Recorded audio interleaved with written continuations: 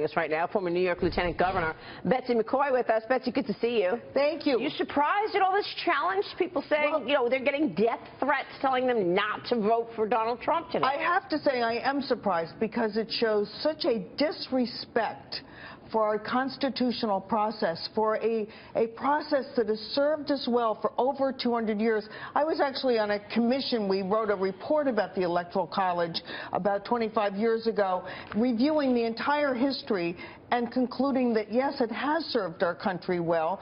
I've taught it for many years, and never before in our history have I seen such broad disrespect for the process by one of the two major parties. I thought to myself last night, we used to have a Republican Party and a Democratic Party. Now we have a Republican Party and a banana Republic Party. Wow. A party that has simply discarded any reverence for our system of government. It's a cover story of the Post today, D-Day, showing Donald Trump. And then if you look at one of these stories, this one elector from Michigan under fire, look at all the mail that he got. Right. All the letters that he received, Morgan Ortegas, telling him, look, you better not vote for Donald Trump, death threats, the whole 9 yards. I think this just comes down to people fundamentally not being able to accept the outcome of the election, right, Betsy? I mean, I think there's a segment of people that cannot understand that their fellow Americans voted for Donald Trump.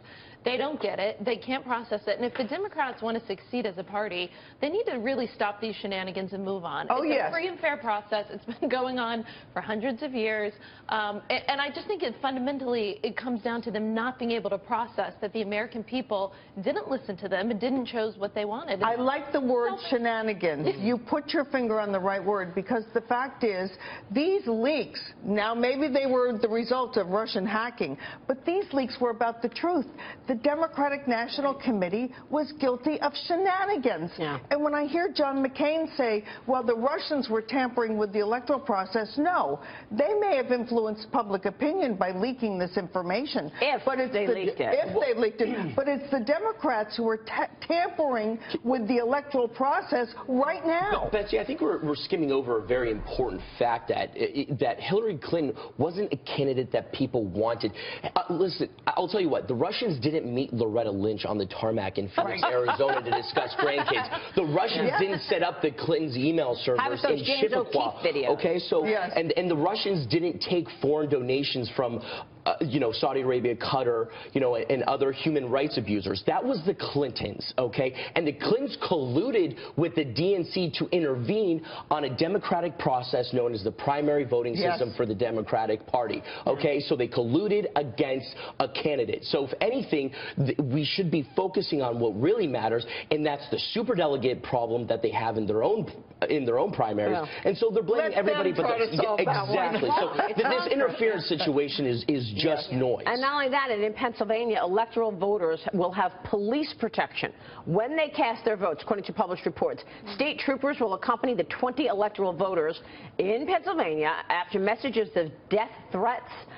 What's your reaction, Christian? Yeah, I mean, it's crazy. It's absolutely crazy. And yes, it speaks to the lack of acceptance, but also I think people just don't understand the benefits of the Electoral College. I feel like we need a collective civics class on what the benefits, especially Hollywood, on the benefits of the Electoral College and what it's meant to do, and not allow pockets or cities of large population centers to determine the outcome of the election.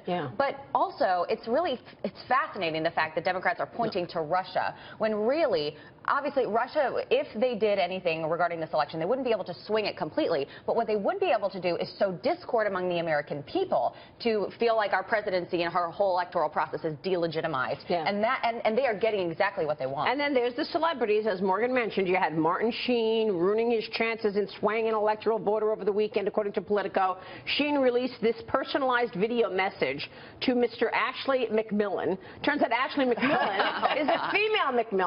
And she responded saying, "It is my job to represent the people of Kansas on Monday. It was Martin Sheen's job to get my name right. He failed.